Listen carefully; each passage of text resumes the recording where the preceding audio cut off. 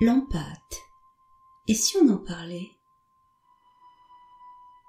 Vous savez, l'empathie, cette capacité à se mettre à la place de son prochain, à ressentir ce qu'il ressent, à ressentir ce qu'il habite, à ressentir clairement tout ce qui l'entoure. Mais savez-vous vraiment ce qu'est un empathe? Un empathe est cet être doté du don de l'empathie. Il se peut qu'il soit né avec ce don, ou qu'il soit devenu empathe suite à des traumas ou expériences particulières. Quoi qu'il en soit, le don de l'empathie ne s'acquiert pas d'une manière artificielle. Il est complètement naturel.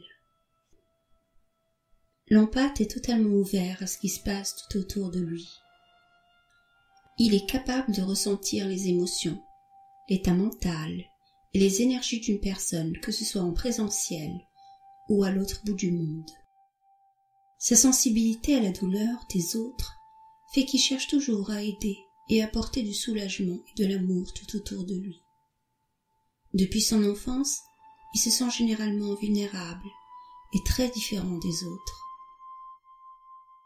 Il est souvent submergé par des émotions dont il ne sait que faire, d'autant plus lorsque son hypersensibilité est considérée par son entourage comme une faiblesse, une tare ou un manque de courage, car l'empathe ressent la souffrance d'où qu'elle provienne et réagit comme si c'était la sienne.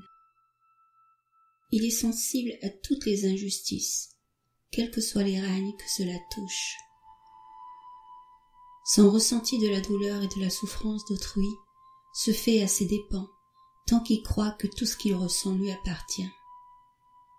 Ce qui le conduit dans certains cas à préférer la solitude, allant parfois jusqu'à l'isolement, tant qu'il n'arrive pas à exprimer ce qui le submerge, ni à lui donner du sens. Mais avec l'expérience, il finit par savoir faire la différence entre sa souffrance et celle des autres. Il commence alors à prendre en considération son propre vécu et ses propres besoins vitaux. Une fois qu'il prend conscience que ce sont ses capacités empathiques qui lui font ressentir toutes ses couleurs émotionnelles, ses pensées, etc., il reprend confiance et devient capable de faire le distinguo entre ce qui lui appartient et ce qui appartient aux autres. Sinon, la souffrance et le mal-être des autres continuent à être les siens et le gardent enfermé dans un inconfort difficile à vivre. Ça peut prendre plus ou moins de temps pour qu'il s'éveille à lui-même. Mais quand il intègre enfin que ce qu'il ressent ne lui appartient pas toujours, c'est un grand soulagement. C'est une ère chargée de possibilités qui s'ouvre à lui. Son don n'est plus un poids, mais bien une bénédiction pour lui autant que pour les autres. Ses prédispositions, sa compassion et son écoute hors norme lui valent peut-être encore parfois de la fatigue et un besoin de se mettre en retrait. Mais une fois seul, il peut se dégager des miasmes accumulés auprès des autres et se recharger en bonne énergie. Son intuition et ses perceptions très développées le renseignent désormais en toute conscience sur l'état émotionnel, l'état énergétique, l'état mental et spirituel des gens qu'il rencontre. Il comprend profondément son prochain, sans effort aucun, et cherche toujours à l'aider. Comme il a le cœur grand ouvert, certaines personnes recherchent sa présence et se confient facilement à lui, pendant que d'autres le fuient car ils savent qu'il voit très clair en eux.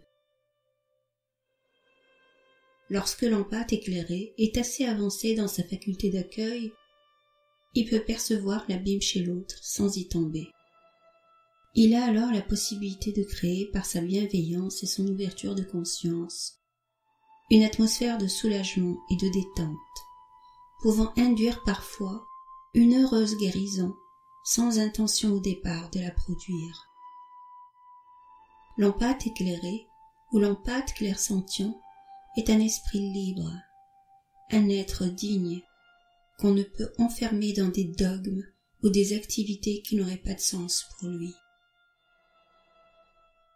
Il a cette capacité à mettre en lumière le côté positif des gens. Il peut les aider à s'élever au-dessus de leurs malheurs, les encourager à prendre conscience de leurs qualités et de leurs points forts, afin qu'ils puissent faire front avec aisance à l'adversité.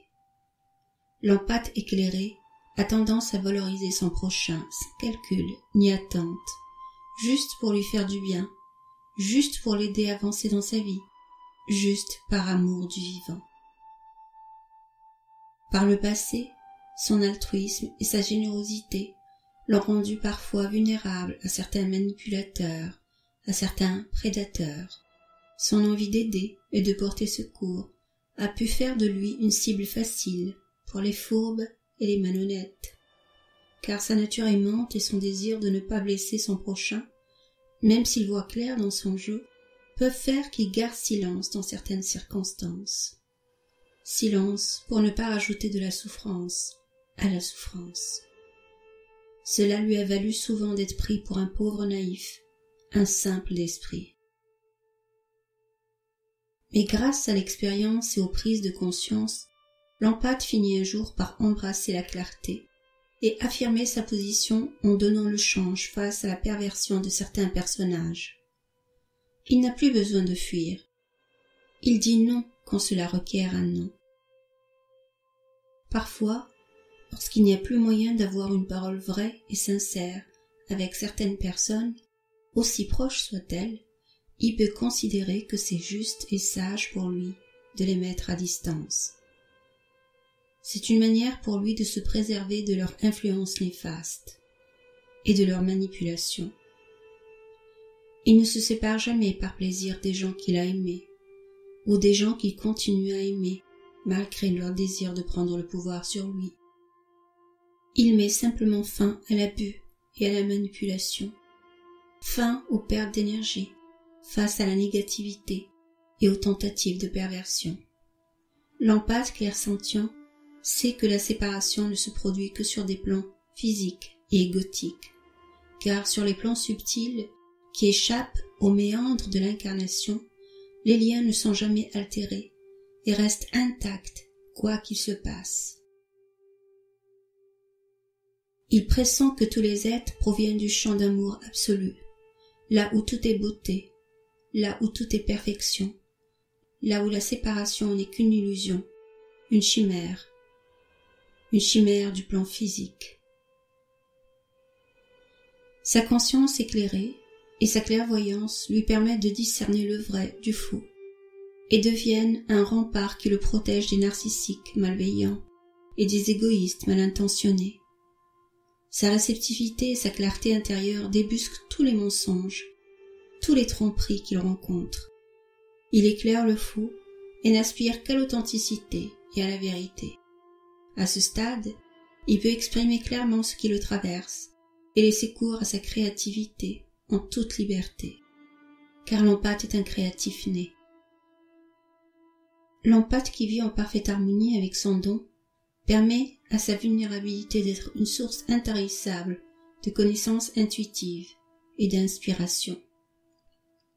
C'est en cela que réside sa puissance, cette puissante capacité de connexion au tangible autant qu'au subtil. Le petit empathe en souffrance du départ peut devenir en finalité un merveilleux pacificateur, un pacificateur au service de la transcendance et de l'élévation des consciences. Et vous, en êtes-vous un? En êtes-vous une? En connaissez-vous autour de vous? Merci de partager votre expérience. C'est toujours très enrichissant de vous lire.